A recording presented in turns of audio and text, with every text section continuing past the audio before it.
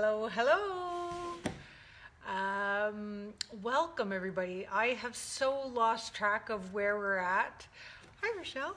I've so lost track of where we're at. Hi Denise. In terms of whatever, I know that when things shut down, we were told that it would be for about 2 weeks, and yet here we are in week 4 of Open Studio. So thank you all for being a part of that. Hi Joan. Hi Jules. I want to make sure that everybody is hopping on over to the private group because we're starting to get a lot of traction and a lot more questions and answers and everything else. And the busier I'm getting recording my online courses and things like that, the less time I'm having to answer your questions. And a lot of you keep coming up with the same questions over and over. So I've decided that within that platform, what I'll do is I'll answer questions collectively. So over in the platform Open Studio with Christina, hi Colette. In Open Studio with Christina, you guys have to, hi Tracy, you guys have to make sure you're on that platform because that's where I'm going to be posting answers to a lot of questions. So rather than being in the general stream, I'm going to start putting things into that so that we can answer things together. So one of the questions that keeps coming up over and over is how I order large format prints from Staples. So this morning I learned how to make a PDF, a link, and be able to share it. So it's on that private Facebook page. So make sure you go there because that's where I'll be answering questions and I'll be doing it collectively. Hi Margot. I'll be doing that collectively, okay? So we're all part of that. So that leads me to this week. So this week is kind of yesterday I popped on live just sort of spur of the moment because I wasn't supposed to be on yesterday, but I have some paintings that I have to finish up. So that's why I was basically briefly on yesterday. But today, hi Sophie, hi Linda, but today we have a lot of wrapping up to do in terms of last week's course, and hi Emmy, and I also have a lot of new things that I want to talk about going forward.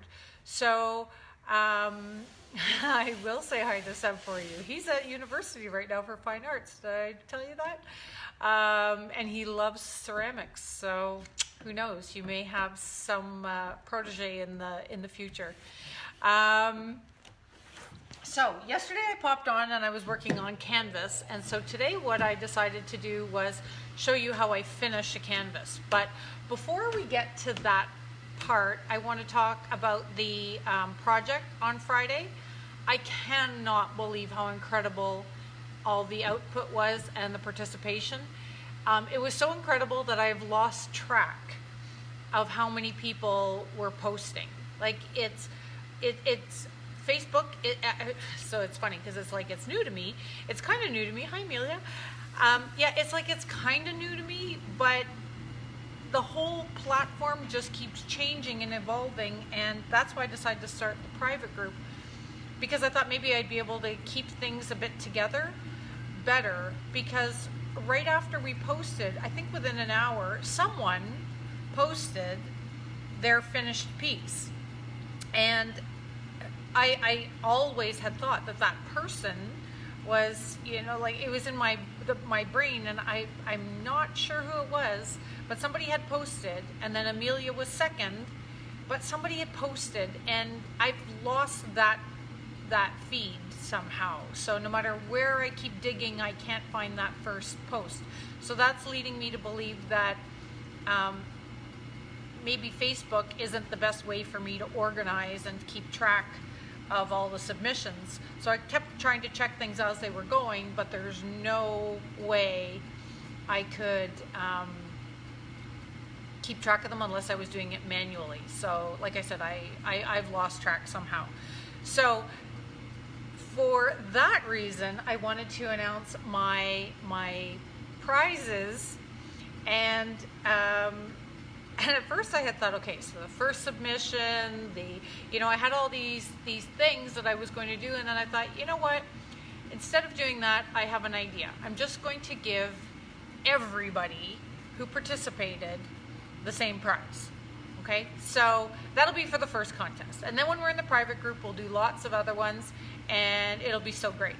But so for everyone who submitted an image over the weekend, whether you were finished or you were trashing it or it was done, whatever, make sure that you, in the private group, message me that you did it, just to make sure that we are all on the same page, okay? Because I want to make sure that I don't miss anybody. And so my announcement was that I was going to start teaching online, which a lot of teachers have been doing and are doing. And so how mine's going to be different is I'm going to make the courses just quick little modules that will eventually be part of a bigger project. Okay, so maybe like, let's say, an intensive mixed media, but instead of buying an intensive mixed media that is like attending a workshop and it's hundreds of dollars or whatever it may be, instead I'm just going to start adding them to my new site in dribs and drabs. So just kind of like what we did on Friday. So just a little mini project that introduces you to one technique at a time. Okay, so the technique itself can be a standalone, or it will end up being something so the project will be standalone so that you learn the technique, but then it can be integrated within your own art practice. So that's my announcement, I guess you will. And that, all things being equal, because I've tried a lot of platforms and I've tried a lot of things, I should be able to release that sometime over the weekend or on like Monday or something like that. So I've had a lot of help with this. I work best very like either live or what they call, what do they call that? I can't remember now. So instead of me pre-recording everything and having it all perfect and polished, the savings of me being able to work sort of live is of benefit to you guys, because the videos will be affordable and they will be, like I said, in small modules. So biting off just small chunks instead of taking on a whole course and that sort of thing. And that way I'm able to get it up and running faster because I've already been recording these little modules, and the duration will be on there, how long it takes to complete the project, everything. So that being said, that's my big announcement as far as classes go. People have been asking if I'll still be teaching live, and the answer is yes, but just not as much anymore. So what I'm doing is, like, I know some of the people who are watching are used to attending courses like in Collingwood with Heather, at Big Dramatic Questions. Other people will be interested in knowing like their groups, their associations can still invite me to come to teach for them, like I did last fall at the Naramata Center in the Okanagan, which was incredible. All my teaching experiences are incredible, but I find when there's also a bit of travel or something involved, that it creates a special little atmosphere. So I'll continue to do that because I think it's still a really important thing to me, to keep connected to people. But I'm also, during this time, I've just decided that this, why can't I think of how I'm teaching, but it's based on very casual, very colloquial, very, like we're just having a good time. So that's the way my classes are going to go. That savings of not having to edit and have a camera crew and have this and have that will all be of benefit to you guys. Hi Lindsay, hi Maria. It will all be of benefit to you guys because it will be, the classes will be more affordable and in small modules. So, and I wanted to completely announce what the big prize was going to be for everyone who participated. But because the site isn't up and running yet, I can't really tell you what it is, because I could promise something that I'm not able to deliver on, and I don't want to do that. So I just want you all to know that make sure, I will make maybe a list and put it in the private group of all the people that I think submitted, and make sure that you message me and tell me that you submitted, or add your name to the list or whatever it is, so that we have one collective list of everybody who participated, because I really want to make sure that your prize is special and worth your while for participating. So that's that. And the next thing I want to talk about is what we're going to do this week. So tomorrow I have to clean my studio, and I know that sounds really ridiculous, but I won't be able to post tomorrow, only because we have a new tenant moving in, and I have left this place looking like a disaster zone. So before she comes in to sign her contract and stuff like that, I should probably clean up. So tomorrow I've decided that I'm not changing out of my pajamas or anything, and I'm just coming right to the studio and I'm cleaning up. So tomorrow I'm taking off, but I encourage you all to keep painting, keep posting, keep whatever you're doing, but keep on, right? So it's so important that we keep our creative energy up during this time of so many changes, and yeah, it can be very emotional for people, so keep creating. Lindsay, I know you're watching, and I know that Lindsay doesn't often have time to paint, and she's finding some great time to paint because I keep seeing her posting, and it is amazing. I love what you're doing. So that's that. And then Thursday, what we're going to do is announce another little project, but don't worry, it will be with everything you already have lying around your house. I'll tell you what you need, and then Friday we'll do another project. Okay, so Friday is another project day. It maybe won't be as, no, it'll be, I was going to say it won't be as intense. So what happened in my last one is there were so many variables that my finished piece, I wish I had it here to show you, but I actually am having it photographed right now. So it will be, play as we go kind of thing, but I will announce that on Thursday. Friday we'll make another project. Don't worry, you don't need to go out and run out and buy new materials or anything like that. You can work on a scrap of wood, you can work on an old canvas, you can paint over an old painting.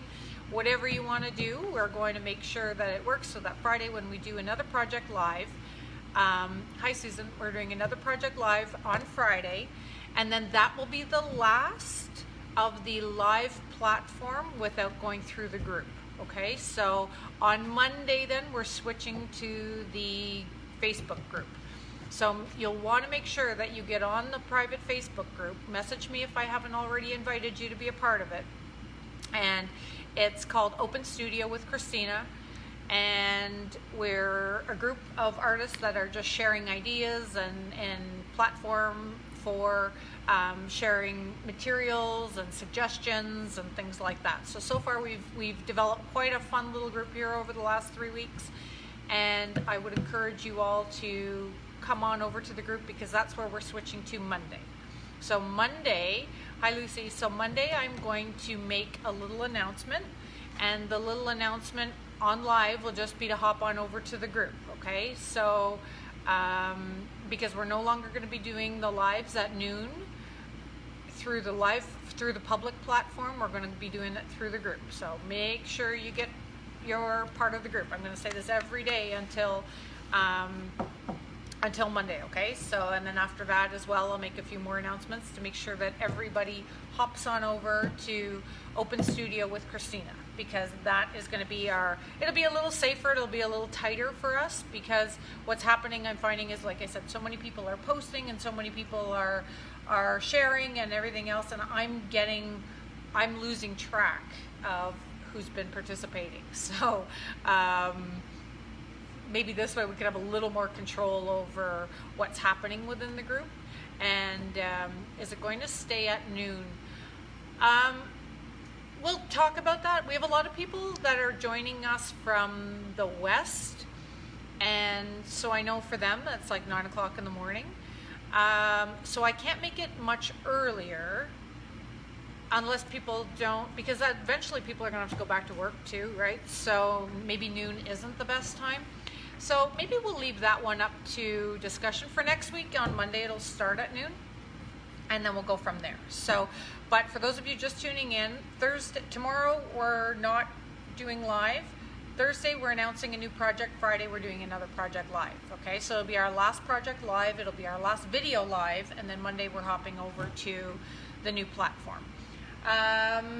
So while some of you love noon, I love noon too.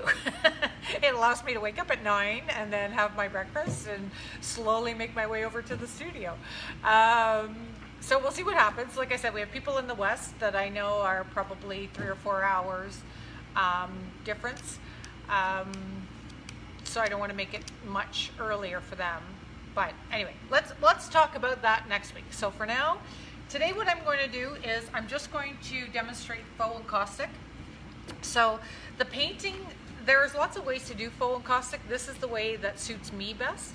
The reason I do a faux encaustic, I'm going to flip this around so you can see the back, is because I paint on canvas. So every once in a while when I paint on a canvas, right, a canvas is flimsy and a canvas is not rigid, and for those reasons, encaustic needs a rigid, porous, absorbent surface.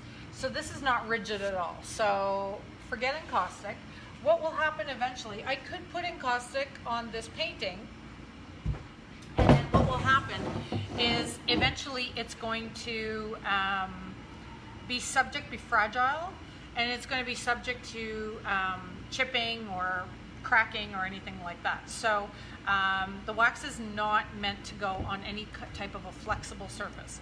So for that reason, yesterday I finished up a painting that I had done on a canvas, and today I'm going to do the faux encaustic on it. The reason for that is, like I said, the main reason is because it's on a canvas, but it can also be on your boards. So for those of you who were doing our project last Friday, and you don't have access to encaustic materials, but you'd like to experiment with trying to finish it in a different capacity, that's how I want you to, or this is one technique that I have found to be really impressive. Like, it fools the eye. Everybody always says to me, wow, like, I didn't know you could do encaustic on canvas. So this process really does look like canvas, and I really do like it. So I'm going to tilt the camera down and I'm going to walk you through this. Now, the little painting that I made on Friday, that was part of the part of our project. I did mixed paint with that, so it was chalk and acrylic and glue and and. So, hi Maria. So because it was mixed paint, I could transition to an encaustic because I did it on wood, but I wanted to be all inclusive to people who don't have access to encaustic materials. And so that's why I'm going to teach a faux encaustic right now. And when I do get my little painting back from having it photographed, then you'll be able to see how it looks, because it really turned out beautifully. So I'm going to tilt this camera down, and before I do the, well, I'll just tilt it so that we can see what we're doing here. There you go. Okay. Awesome. And maybe I'll adjust it a little bit. Okay. So, before you do any of the wax on, or the faux encaustic material on here, you want to make sure that you've got nothing else that you want to fix. So now that I have this in the better light, I can see that I have some weird things happening down here in the gray. So, hi Diane.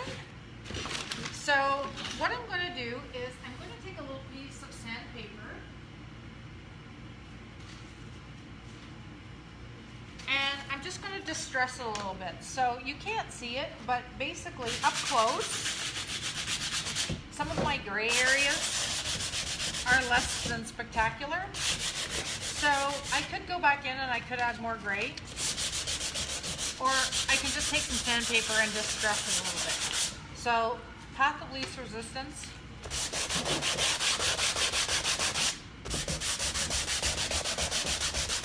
I'll just distress. Because once you do the faux encaustic, you can't really go back in and fix things necessarily. So make sure that if you are going to do faux encaustic, it looks exactly the way you want it.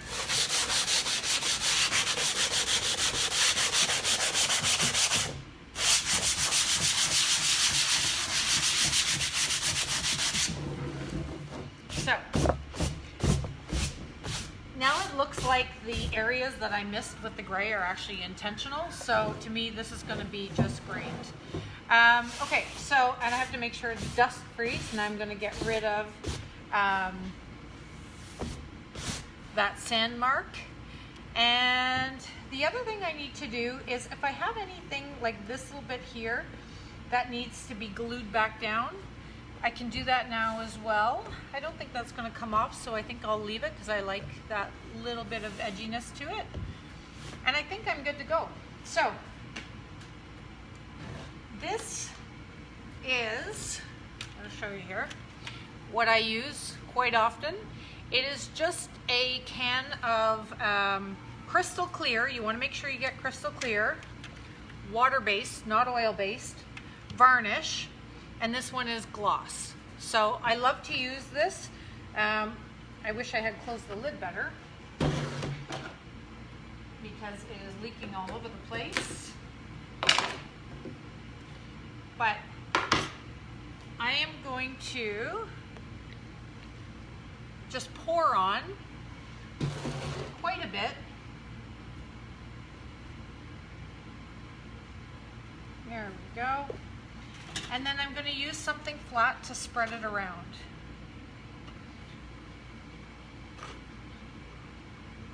So I want, this one is fairly runny. Whoops.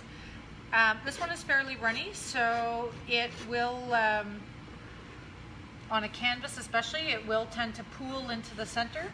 So you're going to have to keep spreading it out to the outside. I don't apply it with a brush. Unless I'm working on a small one. And the reason for that is that I can't get it on thick enough with a brush.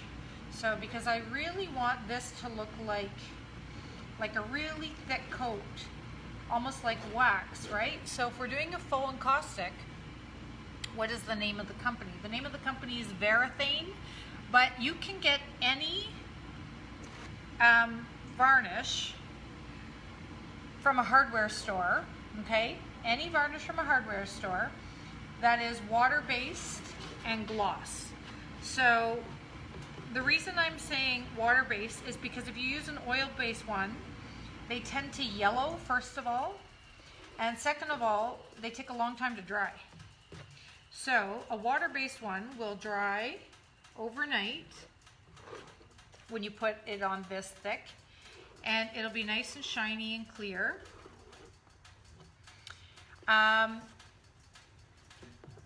What else can I say about it? Yeah, so you don't have to use the Varathane one. It's just a brand that I really like because I can get it in a big can. Because I'm often, like if I'm doing canvas, I need it on such a big surface. And I can't achieve that if I'm working with a little can and a brush. I have to, I just need that much more, right? So that's why I buy a big can. And the Varathane, I'm trying to think of the other brand. I think it's called Polycrylic. It comes in a blue can. It's also available at hardware stores at Home Depot. It's another good one.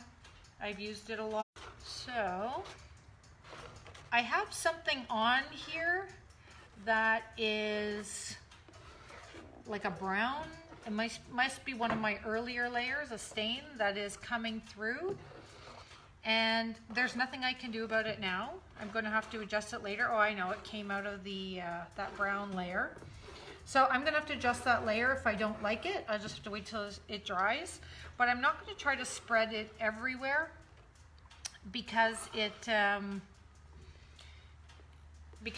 got a brown tinge to it. So we'll see how it dries and then I'll decide what I'm going to do with it. So I just need to get up to the top part here. And so what I'll do is I'll slide this down so you can still see, or adjust the camera. So you're never going to get it perfectly even, so don't worry about that. And just like in caustic, it's a lot of work to get something looking perfect, right? To get it looking like glass. So we're not actually going for that. We're just going for a nice thick coat that can dry. And I have to access this part over here, so I'm going to move it for a moment and spread some of this over. Now when you put it on, it looks like you've just dumped a whole bunch of milk or skim milk on your painting. It will go clear, especially if you buy a varnish that says crystal clear on it. So this one I know dries clear, even in nice thick coats. Turn this around. Okay.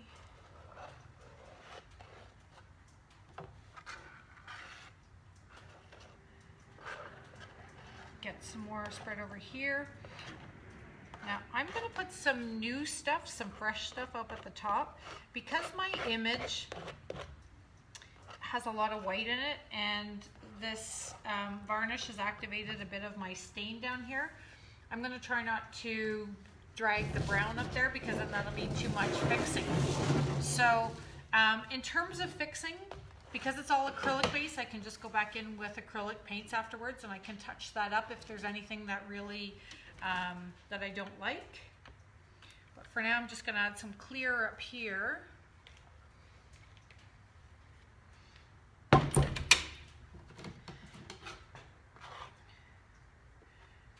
we go. And then the two where they meet, the stained stuff and this stuff, at least up here where it's nice and white, it's not going to look dirty.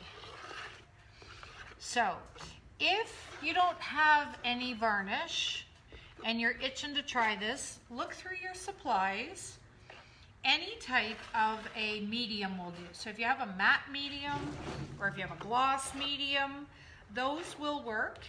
Even if you have a gel medium just has gelatin in it, so you just have to spread it, right? So you have to spread it. It's a little harder to get it looking, it's a little harder to get it looking very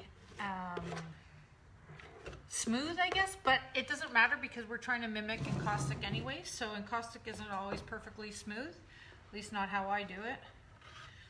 So you can use a matte medium or a gel medium, and you can, I've never tried Mod Podge, if anyone's going to ask that. I've never tried Mod Podge, and only because, you know, when you have a like a little lip of white glue or Mod Podge around your cap, and I'll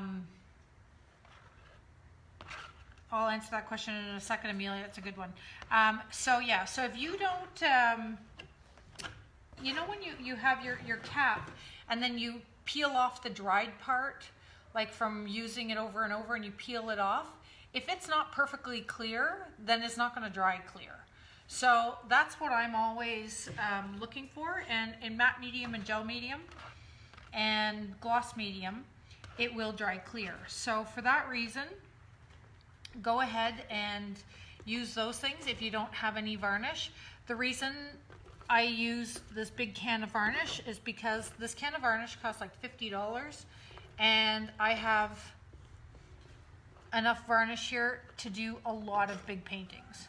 So it will suit my needs for a very long time. And now I'm going to let this thing just sit and dry, and I'm going to come back and take my phone so we can answer some questions about this. I think Amelia was asking if I recommend using a fixative. So I'm one of those super lazy artists who thinks about things afterwards. So I actually, because I had painted this in so many stages, I had somewhat forgotten that I had walnut ink in here. And walnut ink is very, like, it can reactivate very easily, as it's doing down here. So it was in such a sort of behind the scenes layer in this painting that I actually didn't think it would move, but now it is moving and it's okay. Like I really can't do anything about it while it's wet. Had I sprayed it first with a fixative, then I would have been assured that that wouldn't happen, but that's not the case. It's kind of moving now and that's okay. It looks like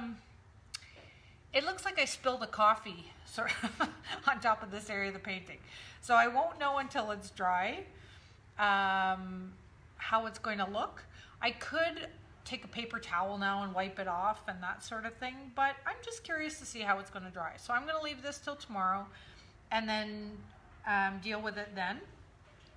But you know, it could end up looking really interesting. But yes, in retrospect, if I had soft pastel or something on here that I knew was going to move, I would have definitely done a fixative. I kind of forgot about the, oh, that's interesting too. I'm having some other lines that are showing up, but that's interesting. So we'll see what happens about that tomorrow. But yeah, hindsight 2020 on that one. Fixative might have been pretty good. Now, because my scraper isn't very flat, I could actually get something else and fix up those. I have some areas that have holes, but I actually think I'm going to leave them now that I think about it, because when you picture the encaustic, it's not going to be fully level anyway. There is going to be a difference in the sheen. So what that means is the background will be very matte compared to the glossy finish, but that's okay because we're going to unify it and fix it all up later. So I'm just going to leave this here to dry, and I'm going to turn my camera around so we can answer questions. Pardon my hand. Here we go. Okay. All right, so we need to go back to the questions. I don't know how you do that. So Diane says, I presume you're not super concerned, but will the varnish self-level or will you see obvious travel marks? No, the varnish isn't going to self-level at all. It's not thick enough to see a trowel mark. What I will see is mist spots, but like I said, I still have another step to go, so we'll let that dry, and then I'm going to do the second step to this. So that's just the first step, is applying the varnish. So you guys think you might have to, oh no, how will you repair after it's dry? Oh, we'll see how that happens tomorrow. I'll just probably pull out my acrylics, because this is an acrylic base painting. My acrylics or my chalk paints, I'll be able to fix up any area that's like obvious. So I had one painting one time where I did this thing and it was 5 feet by 5 feet. It was a massive painting, and I poured varnish on it, and there was a really early layer of fabric dye that I just kind of sprinkled in as an experiment. And I thought it was long buried, but it like really came through, and it was a brownish red color, and it honestly looked like it had just like been splattered in some horrific murder scene. So I had to go back in there and I just touched it all up with paint. I thought it looked really good. In the end, my husband was hanging it, he was putting the wires on it, and he said to me, he's like, you do know that this looks like it's been splattered with blood, right? So anyway, so maybe my repair wasn't as good as I thought, but I'm not concerned about this just because it's a little walnut ink and it might just look a little patchy, but I'm not concerned. So I'm going to go back to the other questions. So how will I repair it? Definitely with paint. So that or collage or anything. So once the varnish is dry, I can do anything I want to this. Can I dry it with a hairdryer? I wouldn't. Hairdryer creates a lot of wind, right? And the wind pushes things around, so these imperfections I already have will really move. A heat gun causes things to overheat sometimes and to blister, and I don't want any blistering on here, so we're going to ignore that one. Yeah, so I'm not going to do heat gun or hairdryer. It just really has to air dry. Like once you do a really thick pour like this, you have to let it sit overnight. And then we're back to, do I suggest using a fixative for places where there's charcoal or inks that will reactivate? Absolutely. So like I said, this one kind of caught me by surprise because I'd forgotten I had done all these layers of walnut ink. And because I finished it yesterday, I don't even think I did a lot of collage yesterday. It was mostly just paint. And because it was either chalk paint or acrylic paint, I assumed, and then I let it dry overnight. I thought, oh, I'm safe, but I forgot about that one area. I would have, in good practice, I would have definitely used a fixative, a spray fixative of some kind on that one. PBO spray varnish. No, I don't like spray varnishes because you don't get that thick wax look. I mean, you can still use them, but it's not going to be thick. So that's why I buy a big can, because I'm able to pour it on thick. So you'll never get the look of faux encaustic if you're just putting on a little thin layer. It has to be a good thick layer. And so it's not that you have to do faux encaustic on your projects from Friday. It's just a suggestion for those of you who don't have access to encaustic, or for those of you who don't have, maybe you don't have access to, but maybe that's not, you know, maybe you're just new and you're beginning and you don't know what you're up to yet. Or for those of you who, like, have been telling me that you don't have the right chalk paints or the right clay-based paints or whatever, and during this time of self-isolation and encouraging people not going out to shop and everything else, this is a really good solution, especially because if you have anything other than a spray, you want something you can pour, right? So a gloss medium, a matte medium, a gel medium is good because you have to just trowel it on, and then any type of a varnish as long as it's water-based.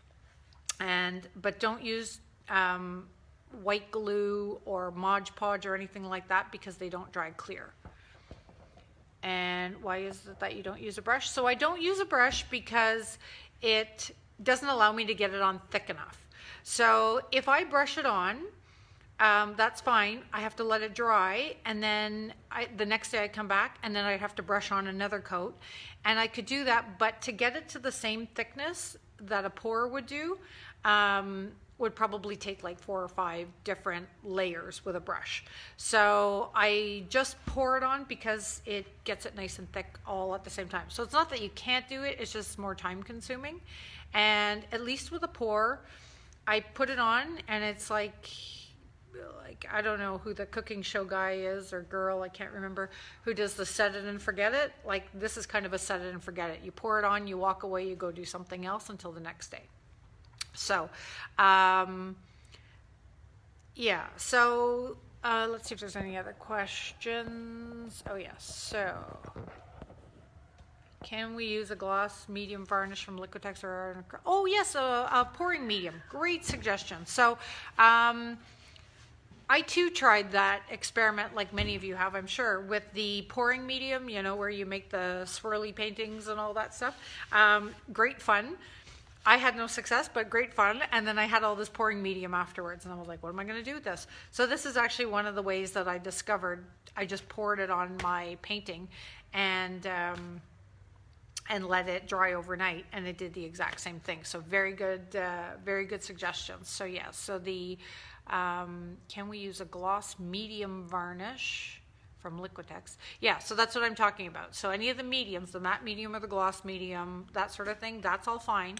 But the acrylic pouring medium was one I forgot about. So yeah, absolutely, that would be a great thing. Does it leave a filter or it gets clear? It will definitely be clear, as long as you use a clear drying product. So that's why I'm saying the matte mediums and the clear mediums. Let me see if I can get, oh, here, I have something here that I can use as an example. One sec. I'll be back.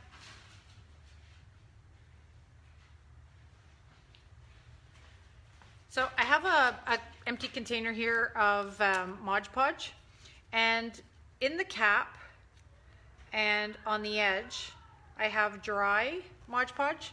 When I pick this off and when I look at it, it is not clear, it's white. So now I know, because this little bit that I'm going to pull out of the cap is not clear at all. It's very, very white. So if I'm pouring on something that isn't clear, and expecting it to dry clear, it's not going to happen. If you look at the,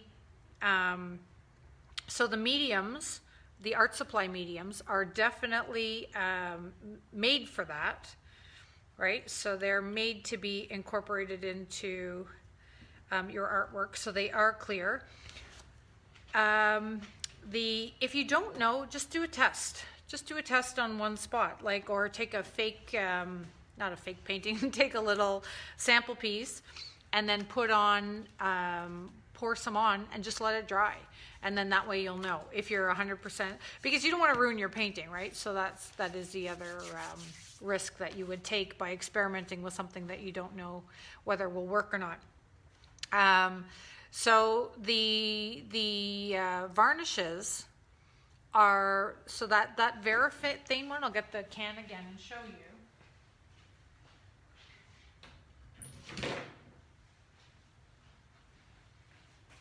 So this Varathane one says right on it, crystal clear. Okay, so I know that one is going to dry crystal clear when it's dry, because it tells me it's going to. So if you're unclear, it's probably best to do a test spot or just take a whole different anything, a little scrap wood or a little scrap painting or an old painting or something like that, and just do a little test area. The varnishes will not stay. I'm just going to read what's the name of the company. Okay, so we're back to that. I'm going to scroll down to see, can you use a brush with the varnish? So yeah, so we addressed that one. It just takes many coats. So if you are, like, if you're putting it on with a brush, you're putting it on so thin that you have to layer and then let that dry and then do another layer and let that dry and do another layer. So when I do the pour, it just like, bloop, it's on, and then that's that. I just let it dry overnight. Is it a beginner friendly? Of course it is. So now these paintings are big that I'm working with, so on your little ones, you'll be fine. But this is my favorite way of doing a faux encaustic, because the results, I don't have a finished piece here right now to show you, but the results, it really does look like encaustic, like people will be fooled. And now this is just the first step, right? We have to let this dry, and then on Thursday we'll do the second step so that you can see how it looks. This is just the first of the 2 or 3 steps that we're going to take to make this look like faux encaustic, but it has to dry first. Okay, I don't think we have any other questions. So what I'm going to do is I'm just going to recap. No class tomorrow, or no live video tomorrow, but then get ready, because Thursday we're going to do announce another project for Friday, because you all seem to be see, good Pam, thanks. Because everybody was so enthusiastic about the project on Friday, we're going to do another one on this Friday coming up, and it will be the last one on the public feed. So make sure you hop on over on Monday to the, we'll do the video live, but we'll be doing it from our private member site. So anybody can be part of the member site. You just have to ask for permission unless you've been invited. And I tried to go through the feed yesterday and invite everybody that was in there, but if I've missed you 10 times, I apologize. Just please send me a little thing. The site is called, or our membership site is called Open Studio with Christina. Make sure you ask to be a part of it, because that's where on Monday we're going to start posting everything, and that's for me to keep better track of going on. So Roxanne, make sure you send me a little message or something, or request to be part of our group. So Open Studio with Christina, that's where our classes are going to be Monday. Thursday, we're going to announce a new project. Friday will be the last one on the public platform. And yes, I'll do it on Facebook. And then that's our private platform is on Facebook, but all the videos still get uploaded to YouTube so that you can watch them anytime and have access to them, even if something happens to our platform or whatever on Facebook, because I know that they change all the time. So everybody keeps warning me to make sure you have things on 2 platforms to keep them safe and protected. So, without further ado, I will say thank you to everybody again for participating on Friday. It was truly incredible to see everybody participating and submitting their pictures and everything. It was amazing. So, Thursday will be new project announcement. Friday we'll do another project. Okay, so don't worry, you don't have to run out and buy new materials or anything. I'm sure you have everything. If you had anything to participate before, Thursday I'll announce, and if you have any questions on Thursday, any substitutions or anything like that, I'll be able to address that then. But don't worry, during this isolation time, we're working with what you've got in your own house, so you don't need out to go and buy anything. All right, everybody, thank you for watching, and we will see you on Thursday.